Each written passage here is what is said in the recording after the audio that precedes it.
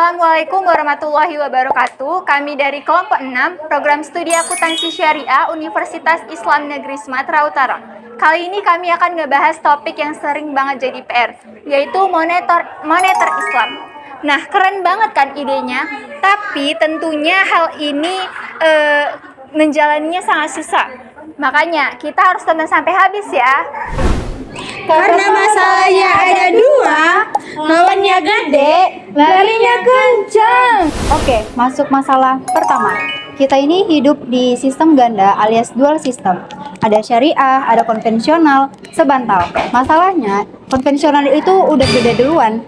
Jadi infrastruktur, investor, sama kebutuhan masyarakat itu udah terbiasa dan nyaman dengan bunga puluhan tahun. Ya apa itu?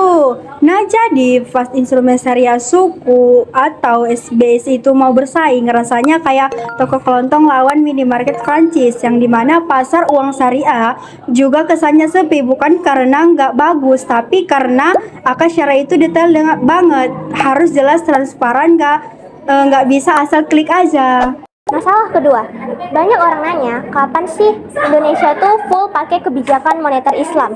Jawabannya itu nggak bisa langsung. Selama ekonomi kita itu masih nyampur, ya kebijakan moneter syariah itu mau nggak mau ngelihat kondisi konvensional. Jadi posisinya itu ngikut, bukan jadi pemimpin. Nah, hasil observasi dari laporan Bank Indonesia, ternyata ada polanya guys. Jadi ketika ekonomi itu lagi lesu, kebijakan moneter syariah itu cenderung ngendurin dana biar mengalir ke UMKM. Nah, ketika inflasi naik, kebijakannya itu ngerem biar harga itu tidak melonjak dan menjadi ngaco. Intinya, instrumen syariah itu bersifat responsif. Dia mengikuti kondisi ekonomi, tapi caranya tetap berbeda. Nggak pakai bunga, tapi memakai imbalan ataupun bagi hasil. Jadi tujuannya tetap sama, namun yaitu sama-sama menjaga stabilitas harga biar kita enggak sengsara. Data ini ngebuktiin satu hal, yaitu toolsnya udah ada dan jalan. Jadi tinggal gimana kita maksimalin. Sekarang itu kita beda dari kacamata Islam. Kenapa moneter Islam itu penting? Karena tujuannya makosid syariah yang dimana untuk menjaga harta umat.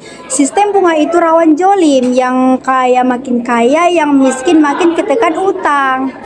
Moneter Islam pakai prinsip bagi hasil, untung bareng, rugi bareng.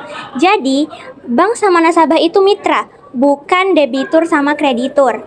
Tujuannya itu bukan numpuk uang, tapi muterin ekonomi real. Makanya fokusnya itu ke UMKM, pertanian, dan industri halal. Terus, zaman sekarang ada tantangan baru nih guys, yaitu vintage dan rupiah digital.